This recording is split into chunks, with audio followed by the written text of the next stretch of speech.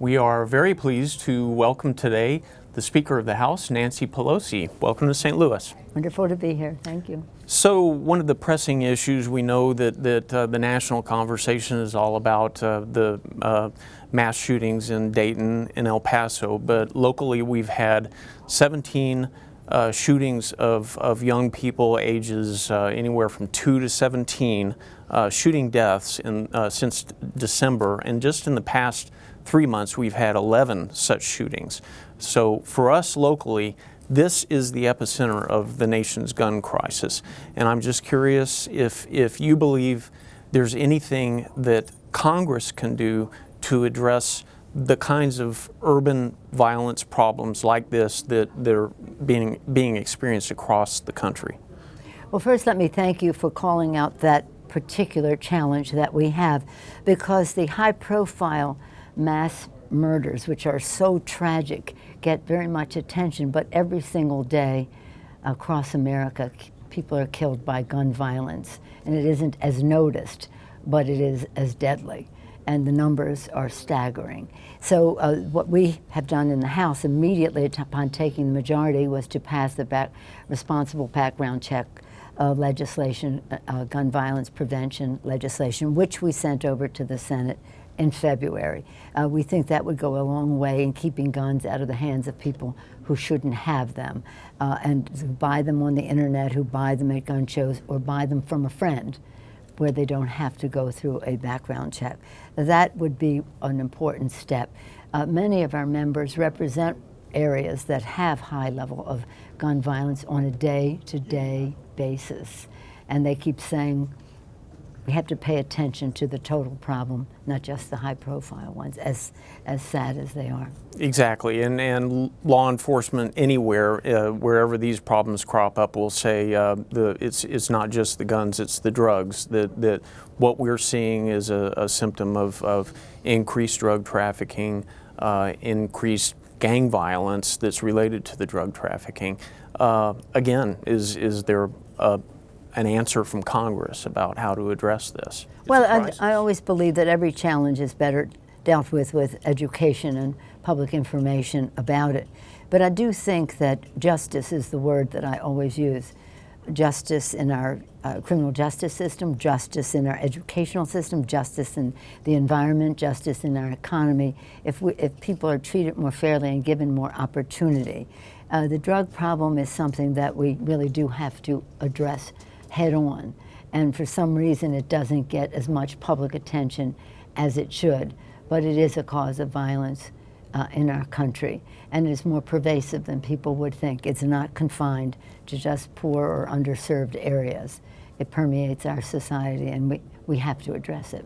Well, also what's pervasive across the country is a sense of frustration over what's happening in Washington. There's, I think, a general sense that the Democrats want to see a certain program advanced in the House, and Senator McConnell in the Senate has basically said, no, it's not going to go anywhere here. How do you get past this blockage? Well, when we took the majority, we put forth 3 principles. We said we're going to run the House with transparency, so people would see what was at stake and how they could relate to it and how it affected them. Transparency. Secondly, with as much bipartisanship as possible. Sometimes I get criticized by people for saying that, but with as much bipartisanship as possible. And to be unifying, e pluribus unum from many one. To be unifying and not dividing in the priorities that we chose.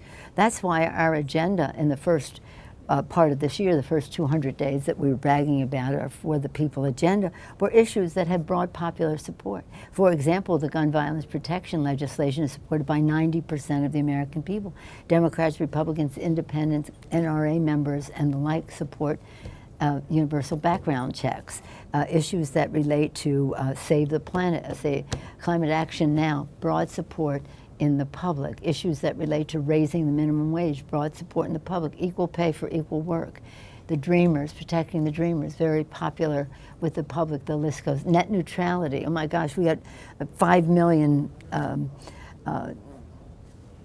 viewers when we were doing the hearing on net neutrality. So especially young people, very interested. in all of that. So we were trying to go to a place that had the most consensus in the country, not to pick a fight, but to win an issue and improve the lives of the American people. So when you try to reach out to someone like Mitch McConnell, does it help things when you call him Moscow Mitch? Well, you know, we've gotten to a point where he has just abdicated his responsibility as a leader of the first branch of government, where he says, I'll just do what the president says, and I'm not going to have the debate that the American people can be aware of. Yeah, and besides, right now we're at a kind of a desperate place where all of the intelligence agencies, by consensus and high confidence, have stated that the Russians disrupted our election. The Mueller report reports that very clearly, and yet he will not pass legislation that we've sent him that was negotiated between the House and the Senate. He won't put it on the floor there to save our federal elections. Now he's saying, I'm not even going to protect the Constitution, the oath of office that we take. So, you know, I think that, but he's created the situation he's in. He calls himself, what's worse than calling yourself the Grim Reaper? And we're saying, you may think that you're going to bury these bills, but they're alive and well in the public, and we're going to make sure that they see the light of day in the Senate. Finally, the last question. You've just come back from Central America. I'm just curious if you heard any new ideas from Central American leaders about how they would domestically address the problems that are at the root of the migration surge. Well, we were very pleased to meet with the president of El Salvador, brand new president, 37 years old. He was a ray of hope, because he was one of the leaders who would say corruption is part of the problem. Corruption is why we don't have full security and safety for people here. Corruption is the reason we don't have prosperity for many more people. We must address the corruption issue. And that is, again, security, prosperity, governance are how we channel our, shall we say, our relationship. And if you don't have governance, if you don't have any corruption, you're almost wasting your time trying to do anything else, because you're not going to achieve your goal. But we will always try. Speaker Pelosi, thank you very much. Thank you. My pleasure to be here. Thank you.